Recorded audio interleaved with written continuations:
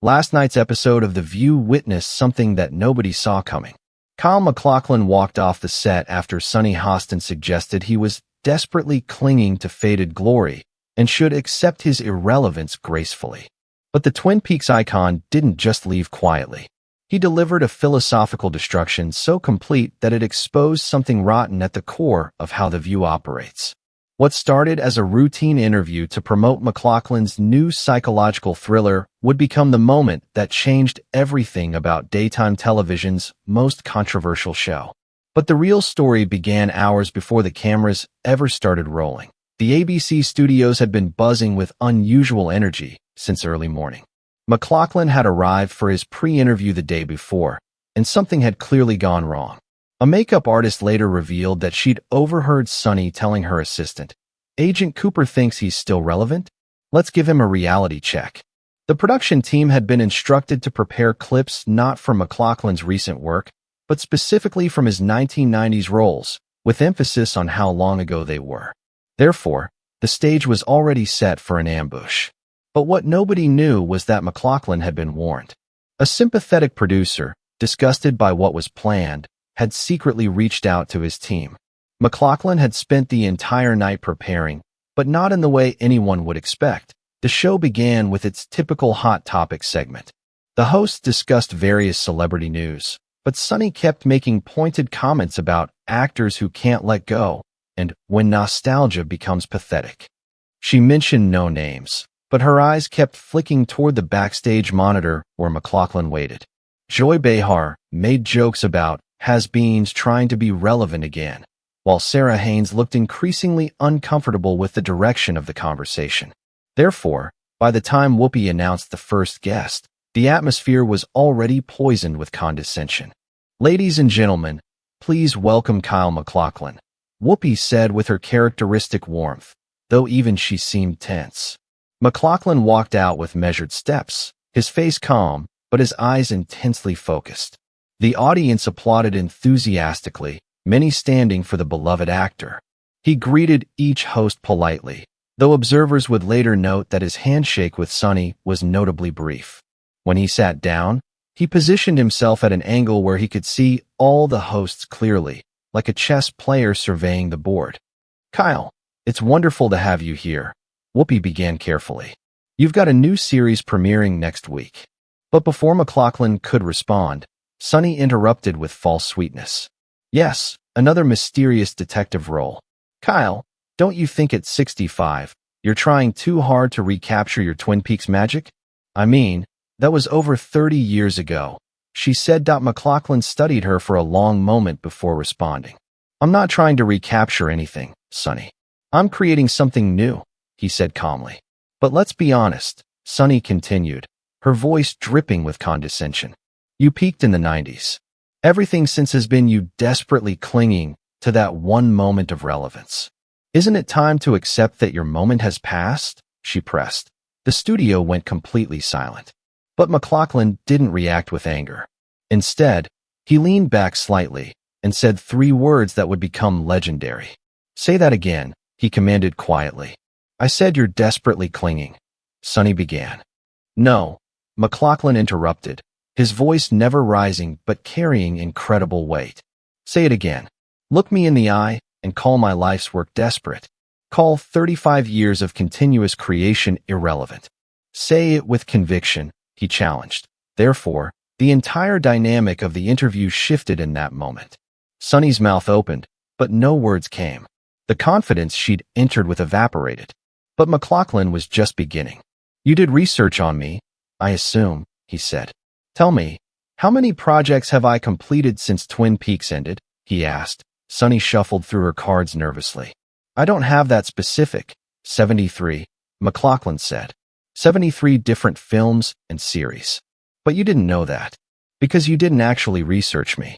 You researched a narrative you'd already written," he observed. Joy Behar attempted to intervene. "Kyle, she's just asking questions." But MacLachlan turned to her with the same calm intensity.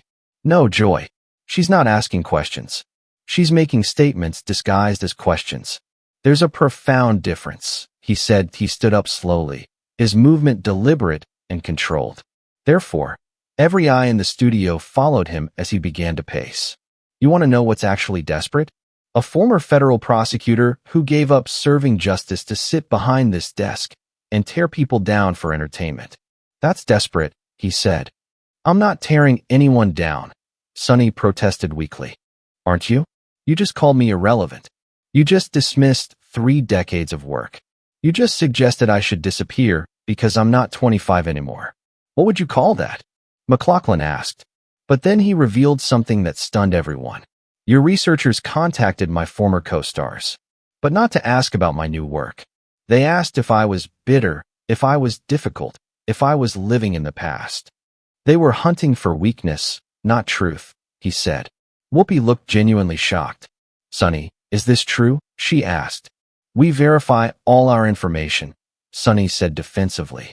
No, you manufacture narratives, MacLachlan corrected. There's a difference between journalism and character assassination. But you've forgotten that difference, haven't you? He said. Therefore, he moved closer to the desk, his presence commanding the entire studio. Let me tell you what your researchers didn't find. Since Twin Peaks, I've directed 12 films. I've won 3 Emmys. I've started a winery that employs 40 people. I've raised millions for arts education. But none of that fits your story of the desperate aging actor, does it? He continued. The audience began murmuring, many shaking their heads at Sunny. But MacLachlan raised his hand for silence. He wasn't finished. You know what's interesting? He said, pulling out his phone. I recorded our pre-interview yesterday. Your producer specifically told me to be ready for Sunny to go hard. They're using you, Sunny. You're not a journalist. You're a weapon they point at guests for ratings, he revealed. The revelation landed like a bomb. But MacLachlan showed unexpected compassion. I feel sorry for you, actually. You had a real career once. You prosecuted actual criminals, sought actual justice. Now you prosecute actors for aging. How did you fall so far, he asked. You don't know anything about me, Sunny said, her voice shaking. But I do, MacLachlan replied. I know you graduated from Notre Dame Law. I know you worked for the Justice Department. I know you once stood for something real. But now you're just another person who gave up purpose for celebrity, he said. Therefore, the philosophical destruction was complete. But MacLachlan had more to reveal. Your own staff members warned me about this ambush. They're embarrassed by what this show has become. One of them used the word toxic. Another said cruel. These are your colleagues, Sunny. They see what you've become, he said. Sarah Haynes tried to salvage the moment. Kyle, I think we should move on to discussing your new project. But MacLachlan shook his head. No, Sarah. This needs to be said. This show has become about destroying people for sport. About creating conflict where none exists. About feeding the worst impulses of your audience, he said. He turned to face the audience directly. You deserve better than this. You deserve conversations, not confrontations. You deserve insight, not insults. You deserve hosts who elevate discourse, not ones who degrade it for clicks, he told them. This is ridiculous, Sunny said desperately. Say that again, MacLachlan challenged. Call this ridiculous. Dismiss this moment like you dismiss everyone who doesn't fit your narrow definition of relevance, he said.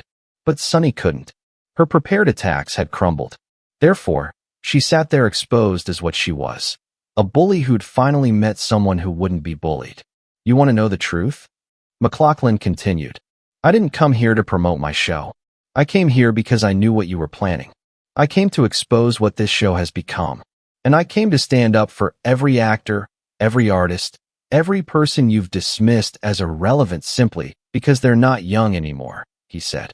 That's not what we do, Whoopi said. But even she sounded uncertain. Isn't it? MacLachlan asked. When was the last time you celebrated someone over 60 for new work? When was the last time you didn't make age the focus? When was the last time you treated an older guest with the same respect you show the young ones? He challenged. The silence was deafening. But MacLachlan had saved his most devastating revelation for last. You know what your former law colleagues say about you, Sunny? He asked. They say you were a mediocre prosecutor who chose fame over justice. They say you left because you couldn't handle the real work. And now you're here, tearing down people who are still doing real work. The projection is staggering, he said. Sunny's face had gone pale. You don't have the right, she began. But I do, MacLachlan interrupted. You made it personal when you called me desperate. You opened this door. Now deal with what's behind it, he said. Therefore, he walked toward the exit, but turned back one final time. I'm done with this show. But before I leave, let me tell you something, Sunny. You're 54 years old. In 11 years, you'll be my age. And when you are, I hope someone half your age doesn't dismiss everything you've done as desperate clinging. But given the world you're creating, they probably will, he said. That's cruel, Sunny said weakly. No, that's karma, MacLachlan corrected. You're building a world where aging equals irrelevance. Enjoy living in it. It's coming for you faster than you think, he said. He looked directly at the camera one last time. To everyone watching who's been told they're too old, too irrelevant, too past their prime, you're not. Your experience matters. Your continued creativity matters. Don't let anyone, especially someone who creates nothing but controversy, tell you otherwise, he said. Therefore, he walked off to a standing ovation. The entire audience rose as one, many with tears in their eyes. The respect for MacLachlan's dignity was absolute. But Sunny sat frozen, exposed not just as ageist, but as someone who'd betrayed everything she once stood for. We need to go to commercial, Whoopi said urgently, but the damage was catastrophic. Within minutes, #MacLachlan destroys ageism was trending globally. But the real impact came from the deeper conversation it sparked. Actors, writers, directors, and artists of all kinds began sharing their stories of being dismissed for their age. The pattern was undeniable and ugly. ABC launched an immediate investigation. But more damaging were the revelations that followed. 3 former View producers came forward confirming that Sunny had a pattern of targeting older guests. She'd called them fossils in production meetings. She'd suggested they were ratings poison. The evidence was overwhelming. Therefore, sponsors began pulling out, particularly those targeting older demographics. The View had alienated a core audience that had supported them for decades. The financial impact was immediate and severe. Sunny attempted an apology the next day. I respect all working actors regardless of age, she said unconvincingly. But the audience response was hostile. Many longtime viewers announced they were done with the show permanently.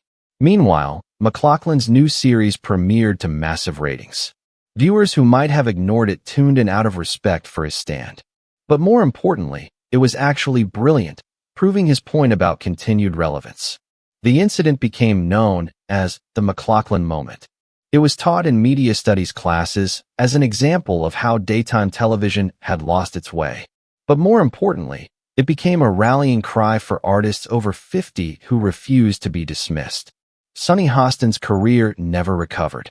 She became synonymous with ageist discrimination. The woman who'd once prosecuted criminals had become someone who persecuted artists for the crime of aging. The irony was lost on no one. But the deeper impact was on how media treats aging. MacLachlan had exposed something ugly: the casual dismissal of anyone deemed past their prime by arbitrary standards. Therefore, policies changed. Practices evolved. The conversation shifted. Years later, MacLachlan would win an Emmy at 70 for a performance that redefined what was possible for older actors. In his acceptance speech, he said simply, "To everyone who thought I was desperate at 65, thank you. You reminded me why I still need to be here," he said. But that night, all anyone saw was Kyle MacLachlan refusing to be diminished. He'd walked onto that stage knowing what was coming and had turned the ambush into an exposition. He'd used Sunny's own tactics against her, exposing her hypocrisy with calm precision. The empty chair he left became iconic.